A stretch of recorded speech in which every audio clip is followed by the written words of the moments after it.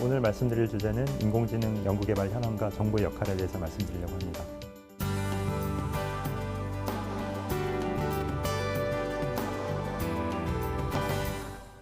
작년 1월에 이제 구글에서 만든 알파고가 프로기사 파노이단을 이겼다.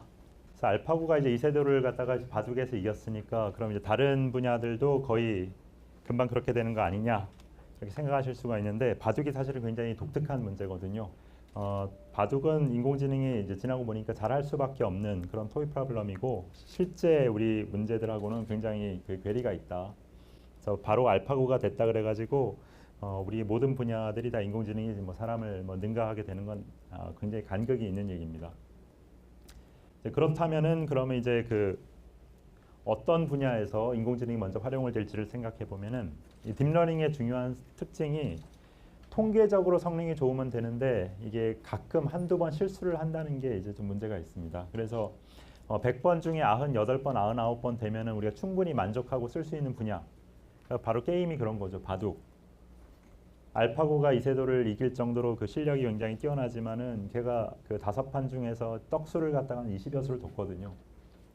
지나고 나서 보니까 이게 굉장히 괜찮은 수였다. 그래서 지금 바둑의 패러다임을 바꿔가고 있는 수들도 많이 있었는데요. 그 중에 한 또 절반 정도는 아무리 따져봐도 이거는 이 정도 수준에서 도저히 나올 수 없는 어이없는 수들이 꽤 많이 있었어요. 그러니까 500여 수 중에서 얘가 한 500수 정도를 잘 뒀기 때문에 그 충분히 만족하고 쓰는 거죠. 사국에서 이제 떡수를 연발해서 이세돌보다는 졌는데 뭐 그럼 어떻습니까? 바둑에서. 바둑에서는 뭐 한 판 지면 어때요? 또 두면 되잖아요. 치명적이지가 않은데 뭐 체스 퀴즈 다 마찬가지거든요. 제퍼디에서 왓슨이 굉장히 많은 문제를 틀렸어요. 그보다 더 많은 문제를 잘 맞추니까 만족하고 쓰거든요. 그런데 이런 식으로 접근하기 어려운 분야들이 있어요. 의료 분야라든지 뭐 공공안전, 교통, 뭐 자율주행 자동차, 뭐 요즘도 논의가 많이 되고 있는 뭐 원자력 발전 이런 쪽에 딥러닝을 쓰겠다? 그럼 이거는 받아들이기가 어렵습니다. 그러니까 예를 들면은 의료 분야에서 지금 그 알파고도 이제 뭐 바둑을 그만하고 뭐 의료 영상 쪽을 갖다가 이제 열심히 하는데요. 이런 분야에서 뭐 구글 왓슨도 제퍼디쇼 우승하자마자 무슨 뭐 존스 홉킨스 의대로 보냈다 이런 이제 언론 발표를 하고 그다음에 애널리틱이라든지 국내에도 벤처가 뷰노, 루닛 이런 굉장히 잘하는 회사들이 있습니다. 루닛 같은 경우는요, 이제 폐암을 갖다가 엑스레이를 보면은 인간 의사들보다 더 정확한 판독률을 가지고 진단을 해요. 근데 그럼에도 불구하고 이 모든 업체들이 공통적으로 그 접근하는 방법이 우리는 그냥 권고를 할 뿐이다. 여기가 이제 폐암 같은데요. 이렇게 이제 얘기를 할 뿐이지 실제로 폐암인지 아닌지는 의사들이 최종 판단을 해라. 이런 식으로 접근을 하고 있습니다. 의사들보다 더 정확하게 보는데 왜 그렇게 할까요? 이게 실수할 확률을 배제할 수가 없거든요. 그래서 얘가 그럼 인간 의사들도 실수를 하지 않느냐? 오진을 하고 이제 뭐 의료사고가 일어나죠. 근데 그럴 때 어떻게 합니까? 유족이 그 개별 의사를 갖다가 상대로 소송을 걸거든요. 아니면 그 병원이나 모든 의사협회를 상대로 통째로 소송을 걸지는 못합니다. 개별적인 거거든요. 근데 이 의료 영상이 오진을 했어요. 사람이 죽었어요. 이런 케이스가 비슷한 케이스가 한 2건 정도 나오면은 이거는 누구 잘못입니까? 이 소프트웨어를 만든 회사가 책임져야 되거든요. 구조적인 잘못이니까 이 회사가 문을 닫아야 됩니다.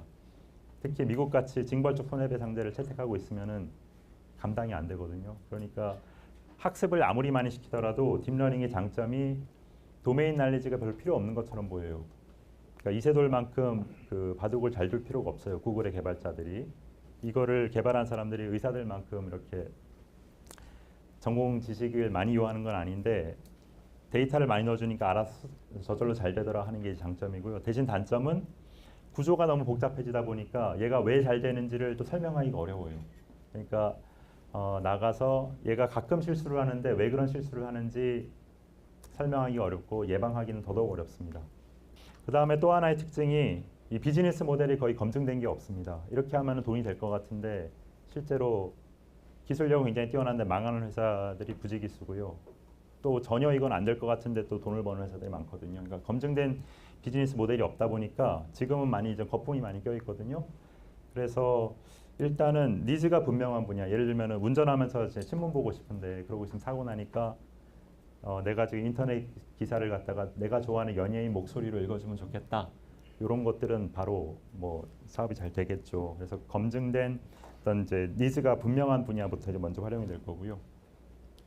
그래서 AI가 지금 여러 서플라이 체인 전반을 갖다가 이제 다 바꾸고 있습니다. 그래서 많이 보도가 되는 게 지멘스의 어떤 스마트 팩토리, 그래서 공정이 한 80% 가까이라도 자동화해가지고요. 지금 보면 사람이 별로 없어요. 기계가 잘 돌아가고 있는지만 체크하고 있는 수준이고, 파눅 같은 경우는 더 이제 극단적인 예입니다. 얘는 이제 라이트 아웃 팩토리 그래가지고 이 사람이 있으니까 불을 환하게 켜두거든요. 또 이제 다니다가 불이 치면 안 되니까.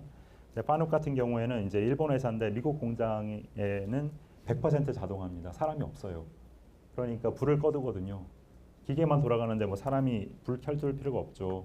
냉난방 같은 것도 안 하고요. 그래서 얘는 그 CNC 머신이 뭐 한 2만여 대 있다 그럽니다. 그래서 이런 것들을 막 찍어내서 완전 자동화된 이런 것들이 이미 현실에서도 돌아가고 있고요. 커스터머 서비스, 서플라이어 매니지먼트 분야에서도 여기 아멜리아라고 하는 이런 챗봇이 있는데요. 그 비행기에 이제 화물을 실어 자기 가방이 이제 그 깨진 거예요. 그래서 그걸 불평하는 건데 그거를 이제 챗봇이 이제 응대를 하고 있습니다. 그래서 그 데미지가 계속 쓸 수 있는 거냐 가방을. 그러니까 못 쓰겠다. 그러니까 얘가 뭐 200불을 보상해주고 마일리지를 뭐 10,000마일인가 이렇게 더해주겠다 이런 식으로 이제 응대를 하거든요. 그래서 얘는 이미 돌아가는 서비스입니다. 20개 국어를 갖다가 이제 지원을 하고요. 그 다음에 또 얘가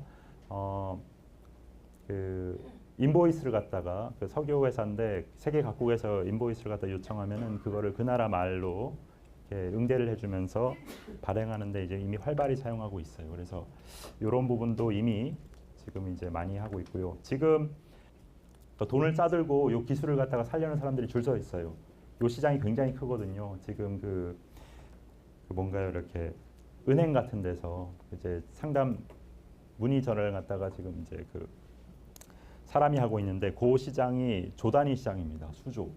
그래가지고 얘를 갖다가 기술이 있냐 그래가지고 막 그 돈 싸들고 막 돌아다니는데 아직까지는 우리말로는 좀 어렵다.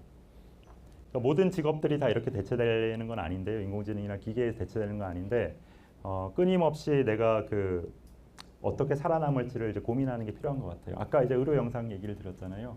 그러니까 제가 제일 많이 불려다니는 곳이 방사선 의료 영상 하는 의사 선생님들 앞으로 많이 가거든요. 이제 그분들이 굉장히 불안감을 느끼고 있는데 그분들이 이제 살아남기 위해서 그 단순히 엑스레이나 MRI 그 사진을 보고 판독하는 거는 인공지능이 더 잘하니까요. 지금 그분들이 살아남으려고 전에 안 하던 짓들을 이제 합니다. 뭐냐면은 회진을 다녀요. 회진을.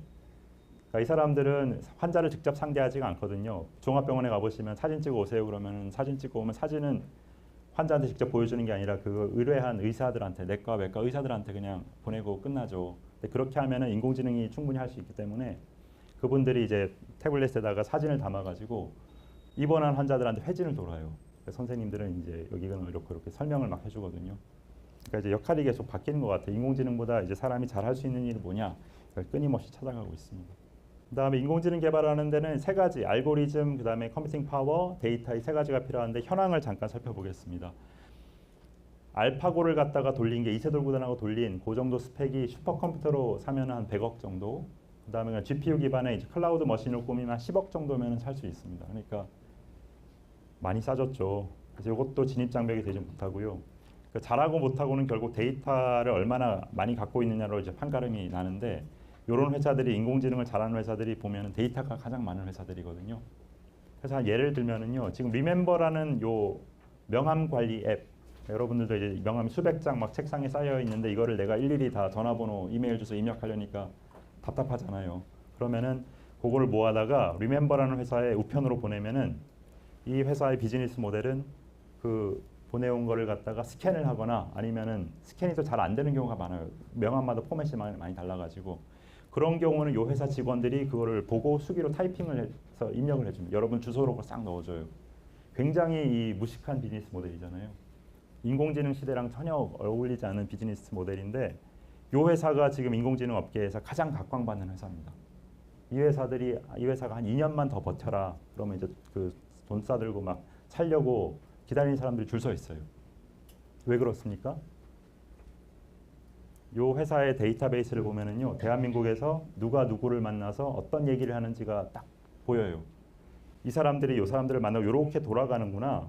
그러면 여기서 이렇게 바로 연결해주는 어떤 서비스나 뭐 그런 사업을 하면 잘 되지 않을까. 그러니까 그 굉장히 귀중한 그 가치를 판단하기 어려운 그런 데이터베이스를 확보하고 있는 거거든요. 그러니까 우리가 어떤 문제가 있고 그 문제를 풀 수 있는 어떤 팬시한 기술이 있다 그래가지고 그 두 개를 결합하면 바로 돈이 되는 경우가 아니고요. 이 회사는 굉장히 노동집약적인 굉장히 무식한 비즈니스 모델이지만 데이터를 확보하고 나니까 지금 가장 각광받고 있는 회사. 그러니까 이게 매출이 없거든요. 현재 광고를 최근에 붙여가지고 조금 적자폭을 줄였는데 처음에는 이 초기에는 얘네들이 서비스를 무료로 해줬어요. 2사람 이상이 이렇게 해가지고 초포로 명함을 갖다 수백 장을 보내면 그걸 공짜로 다 해줬거든요. 그러니까 손해를 볼 수밖에 없는 그런 사업이죠. 그래서 지금 이제 버티고 있는데 한 2년만 더 버텨라. 지금 150만이 가입해 있다 그러거든요. 이게 이제 500만. 그래서 대한민국의 직장인들이 모두 다 여기 이제 등록해 있을 정도가 되면은 그때 가서 내가 이제 그 돈 주고 사겠다 하는 사람들이 많이 서 있다. 관건은 이제 데이터 확보가 관건이다. 이제 말씀을 드리고요. 그러니까 지금 이제 삼성전자 뭐 이런 대기업에서도 인공지능 그 연구자들을 갖다가 수백 명을 이제 교육을 시키는데요. 그 사람들이 주로 하는 일들이 데이터를 갖다가 따는 것들이에요. 또 알고리즘을 연구하고 뭐 이런 거를 갖다가 시키는 게 아니고, 그러니까 연구자들이 알고리즘을 막 고민하는 것보다 데이터 많이 넣어주면 다 잘 되거든요. 지금 현재는. 그러니까 지금 그쪽에 인력들이. 그래서 구글은 돈으로 해결을 했고요. 아까 의료 영상 같은 거 할 때 그 굉장히 비싸거든요. 의사들 갖다가 수십 명을 고용을 해가지고 미국에서 의사들 연봉이 또 높잖아요. 그러니까 돈으로 다 해결을 했고, 중국은 그거를 국가에서 다 해결을 했습니다. 의사들을 갖다 수백 명을 고용해가지고요. 무슨 중국의 이제 회사들이 이런 데이터가 필요하다 그러면은 정부에서 그걸 싹 해가지고 줘요. 이렇게 그런 식으로.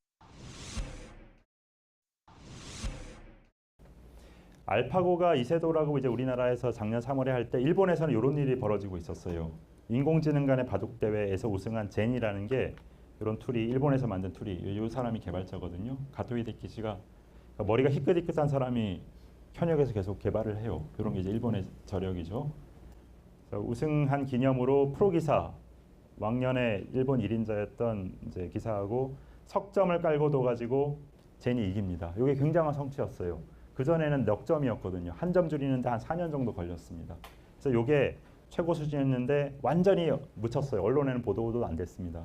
일본에서 이렇게 할 때 한국에서는 이세돌하고 알파고 대결 때문에 이 자체가 굉장한 업적임에도 불구하고 거의 묻혔어요. 그러니까 이 가토 히데키시가 이제 느낍니다. 더 이상 이렇게 해서는 안 되겠다. 그래서 일본 정부 기업에다 도움을 요청해요. 그래서 드방고라는 소프트웨어 게임 회사에서 펀딩을 하고요. 그 다음에 동경대 딥러닝 연구팀이 여기 붙어가지고 그때부터 이제 시작을 하는데 작년 3월에 출발을 했거든요. 이제 여기서부터는 한 점 줄이는데 4년이 걸렸는데 이 단계부터는 굉장히 급속도로 발전을 해요. 4개월 만에 한 점이 줄었고요. 여류기사 거의 1인자 조혜영 구단을 2점을 깔고 둬가지고 또 원사이드하게 이렇게 이깁니다. 그 다음에 작년 11월에는 여전히 일본 랭킹 뭐 5, 6등 하고 있는 조치훈 구단을 갖다가 세 판을 둬서 동등한 조건에서 둬가지고 한 판을 이기고요. 그 다음에 올해 3월에는 이거는 좀 보셨을 것 같아요. 그래서 한중일 1인자를 초청해가지고 했는데 거의 막판까지 이길 뻔하다가 마지막에 이상한 실수를 연발해가지고 아슬아슬하게 지고요. 일본 1인자한테는 딥젠고가 이겼어요. 알파고는 이미 압도적으로 이기는데 딥젠고가 그럼 뭐 무슨 소용이 있느냐 하시겠지만 얘는 하드웨어 사양이 굉장히 다릅니다. 알파고는 아까 말씀드린 대로 한 100억 정도 슈퍼컴퓨터 돌리는 거고요. 딥젠고는 그냥 2천만 원짜리 그냥 컴퓨터에 돌려요. 제 연구실에도 있는 그런 컴퓨터로도 그냥 돌아갑니다. 그러니까 얘를 하드웨어 사양을 비슷하게 맞춰놓고 두면 어떻게 될지도 몰라요. 그 다음에 일본이 요 대회를 갖다가 기획할 때 인공지능 간의 바둑 대회에서 젠이 우승을 하고 그 우승자 자격으로 프로기사하고 이제 상대를 하면 그림이 좋잖아요. 그래서 이렇게 기획을 합니다. 마지막 인공지능 대회를 간의 바둑 대회를 열겠다. 그래서 우승하는 걸 갖다가 딱 목표로 하고 있었는데 그 시나리오가 완전히 엉망이 됩니다. 저도 이제 참관을 했는데 중국에서 만든 절개라는 그 바둑 인공지능이 젠을 갖다가 압도적으로 또 이겨버려요. 요거는 텐센트에서 만든 거거든요. 그러니까 중국은 이거를 국가적인 자존심이 걸린 문제로 생각을 했어요. 영국에서 우리가 바둑 종주국인데 영국 회사가 지금 알파고까지 막 설치고 있잖아요. 기분 나쁘다 이거죠. 그러니까 우리는 그 예전에 미국 소련 우주개발 경쟁할 때처럼은 국가적인 자존심이 걸린 문제다. 그러니까 중국 소프트웨어 회사들에다가 한 10억씩 시드머니를 줍니다. 한 달 해보고 그 중에 제일 잘하는 사람한테 몰아주겠다. 텐센트가 제일 잘해가지고요. 100억 이상을 갖다가 밀어줘요. 그래가지고 텐센트는 그거를 한 세 개의 팀이 서로 경쟁하면서 자체 경쟁하면서 개발을 하고 있어요. 그래서 절개, 열용, 형천 뭐 줄줄이 있습니다. 특성이 조금씩 다른 바둑 인공지능들이. 그 중에 하나가 나와가지고 젠을 갖다가 이제 압도적으로 이겨버린 거거든요. 그러니까 지금 전례하고 알파고하고 붙어라. 그럼 어떻게 될지 몰라요. 그러니까 지금 인공지능의 현황을 딥러닝 경쟁력을 보면은 전 세계에서 딥러닝의 전문가, 그러니까 10년 이상 그 문제를 고민해 본 사람 딱 4명 있어요. 4명. 여러분 아시는 무슨 앤드류용 포함해가지고 무슨 힌튼, 예? 그런 사람들 해가지고 4명 있거든요. 그 다음에 그 밑에서 공부한 제자들이 한 100명 정도, 한 5년 이상 고민해 본 사람 전문가가 전 세계로 보면 100명 정도 있어요. 그 중에 한 30명이 구글 딥마인드에 가 있습니다. 한 40명이 중국에 가 있고요. 우리나라에는 그 몇 명이냐? 5년이라고 잡으면 한 명도 없고요. 한 3, 4년 초기에 우리나라 알려졌을 때 뛰어든 사람들 하면 한 10명 정도 돼요. 10명. 그나마도 다 뿔뿔이 흩어져 있어요. 각 회사에. 그러니까 그 10명을 갖다가 어떻게 다 규합해도 30명, 40명 상대로 게임이 안 되잖아요. 그럼 남아있는 전 세계 각국에 흩어져 있는 전문가를 갖다가 다 끌어들여야 돼요. 그러면은 아까 말씀드린 것처럼 바둑이 굉장히 인공지능 연구하는데 좋은 도구거든요. 관심 있는 사람들이 많아요. 근데 개인 연구자가 선뜻 뛰어들지 못하는 게 2가지 이유가 있습니다. 첫 번째는 기보를 갖다가 알파고가 뭐 16만 개의 기보를 썼다 그러는데 이거를 개인이 어디 가서 구하겠습니까? 두 번째는 내가 아이디어가 있어요. 알파고의 어떤 구조를 뭔가를 요걸 살짝 바꾸면 더 잘 될 것 같아요. 근데 그걸 내가 시험해 보려면 어떻게 해야 됩니까? 일단 알파고를 만들어야 되거든요. 그러니까 여기서부터 여기까지를 해야 돼요. 이게 일이 많잖아요. 그러니까 그 두 부분을 해주겠다 이겁니다. 한국기원이 기보를 갖다가 16만 개가 아니고 160만 개를 내놓겠다. 그 다음에 그 뜻맞는 그 개발자들이 규합해서 우리가 알파고 프로토타입까지는 만들겠다. 그런 다음에 얘를 오픈소스로 풀겠다. 그래가지고 열심히 하고 있습니다. 얘도 실력이 지금 굉장히 놀라운 속도로 발전하고 있고요. 저희가 이제 기회를 봐서 오픈소스로 이제 풀 거고, 그러면 누구나 관심 있는 사람들은 그 소스 코드를 다운받아서 데이터하고 함께 돌려볼 수 있고, 내가 아이디어가 있으면 넣어볼 수 있고, 이제 그런 식으로 발전할 수밖에 없다. 그래서 이 분야는 모든 게 거의 오픈소스 리서치로 돌아가요. 특허 같은 것도 거의 의미가 없습니다. 왜냐하면은 특허가 등록되는 데까지 한 1년 반, 2년 걸리잖아요. 그 시간이 이 분야에서는 다른 엔지니어링 분야로 치면 한 20년 같은 거예요. 그러니까 내가 특허를 써봐야 등록되는 시점에 내 기술은 20년 전 기술이니까 아무도 안 써요. 그러니까 특허를 쓸 생각을 못 하고요. 모든 회사들이 다 이렇게 오픈하는 게 이렇게 뭐 굉장히 박애정신 투철해서 그런 게 아니고, 그런 식으로 해서 내 플랫폼에 사람들을 끌어들여서 내가 그걸 선점하는 게 유일하게 내 기술을 보호할 수 있는 방법. 그래가지고 굉장히 독특한 분야입니다. 이제 정부 R&D 사업, 대형 사업들을 기획을 많이 하시는데 그 사업 주체들이 주로 대학하고 정출연이거든요. 제가 그 박사 과정 때 나름 무슨 세계 최초라 그러면서 제 분야의 탑저널의 논문을 여러 편 썼어요. 그래 놓고서 IBM 연구소 들어가 보니까 이미 다 오래전에 다 연구를 해놨더라고요. 다만 논문을 안 썼을 뿐이에요. 뭐 경쟁사 좋을 일 있겠습니까? 논문을 안 썼을 뿐이고, 경쟁사하고 기술 격차가 상당하다고 판단되면 특허조차도 안 써요. 공개를 다 해야 되잖아요. 그러니까 그냥 가지고 있습니다.